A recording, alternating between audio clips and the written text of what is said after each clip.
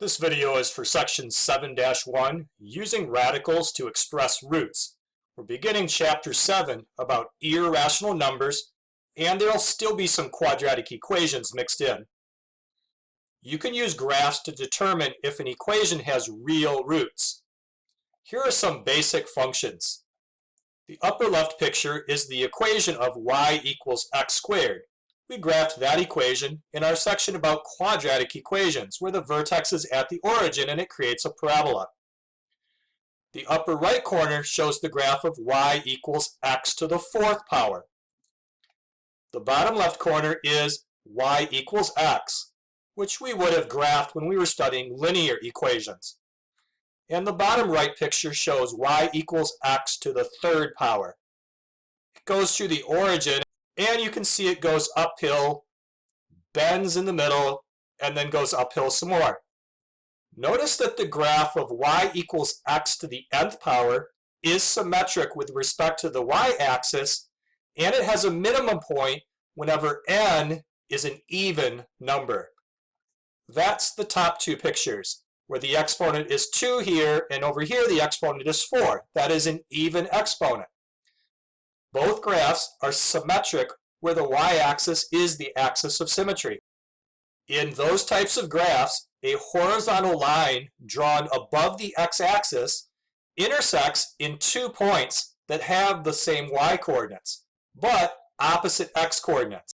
This means the function has 2 real roots. For example, the equation x squared equals 4 has 2 real roots, -2 and +2. We can see that on the graph of y equals x squared. To solve the equation x squared equals 4 using the related graph y equals x squared, draw a horizontal line intersecting the y-axis at 4. 1, 2, 3, 4. The horizontal line intersects the parabola at this point and this point. This dot is located at 2, 4, and this dot is located at -2, 4. Those x-coordinates are the values of x where y is 4. They are the roots of the equation x squared equals 4. In those two top pictures, a horizontal line below the x-axis doesn't intersect the graph.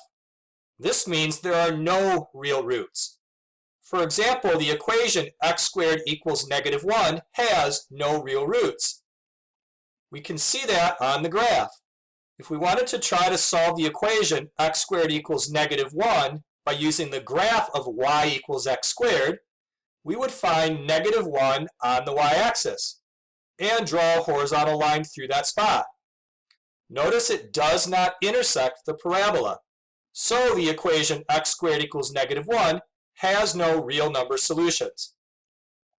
Now let's focus on the other two graphs, the ones that have an odd integer exponent. In these graphs, if you draw a horizontal line across the grid, you'll intersect the graph in only one point. For example, the equation x to the third power equals 8 has only one real root, the number 2. We can see that on the graph of y equals x cubed. If we want to solve the equation x to the third power equals 8 by using the related equation y equals x cubed, we would draw a line crossing the y-axis at 8. This is 2, 4, 6, 8. When you extend the graph a little bit higher, this dot has the coordinates 2, 8. When y is 8, x is 2. Second example, if x cubed is equal to -8, then there is only one real number root, and it is -2, because it is -2 that gets raised to the third power to equal -8. On the graph of y equals x cubed, this corresponds to finding the intersection between the graph and a horizontal line crossing the y-axis at -8. The dot where they cross is left 2, down 8. When y is -8, the answer for x is -2.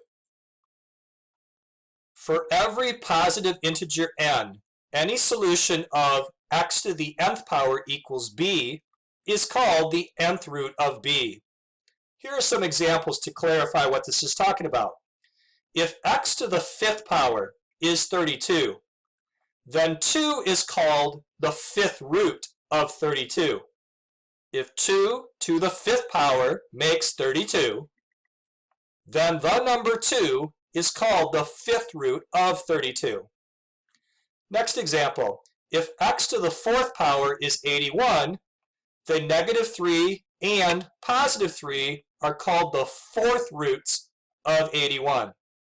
3 to the 4th power makes 81, but so does -3 to the 4th power. If x to the 3rd power equals 8, then 2 is called the cube root of 8. And last example, if x squared is equal to 100, then -10 and +10 are called square roots of 100. The words square root and cube root are special cases. Instead of using the term second root, we use the word square root. Instead of using the term third root, we say cube root. But once you're beyond cube root, we simply say 4th root, 5th root, 6th root, 7th root, and so on. The symbol that looks like this is called a radical, and it means the nth root of b. The letter n, the number in this position, is called the index of the radical. It tells which root is intended. If no number is written there, it automatically means square root. So this expression means the square root of 16. But this expression means the cube root of 16. The b, the number that's in the radical, is called the radicand. Here's an example. Given this expression, what is the index? It's the number 4, telling us that this is a 4th root. When you speak this, you say 4th root of 16. What is the radicand? It's 16. Then evaluate the expression. What is the 4th root of 16? There are 2 of them. The number 2 raised to the 4th power makes 16, but so does the number -2. -2 to the 4th power makes 16. Let's solve an equation that has a radical in it. To solve these equations, we're going to make use of the connection between roots and exponents. This radical is a square root.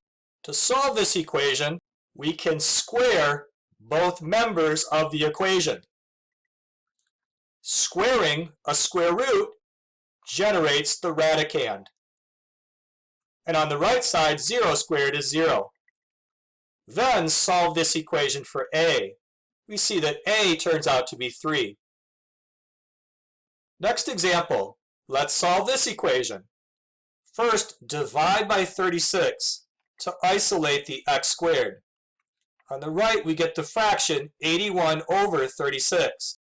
To find out what number squared makes 81 over 36, we can find the square root of both members of the equation. Find the square root of the left side of the equation and find the square root of the right side of the equation. However, remember the examples we discussed earlier. The functions that had an even number exponent had 2 solutions that were opposites of each other. One solution was positive and the other solution was negative. One way to show 2 solutions is with this symbol called the positive-negative symbol. The square root of x squared is x. And on the right side, we get positive or negative 9 over 6. This reduces to positive or negative 3/2. One solution is positive 3/2, and the other solution is negative 3/2. If you don't like using this combined symbol, you can write out the answers like this, 3/2 or negative 3/2. These mean the same thing as this symbol.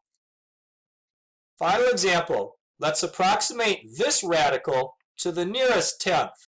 Because there is no integer that you can raise to the third power to equal this radicand, the best we can do is approximate the answer using a calculator. On the calculator, you need to find the button that does cube roots.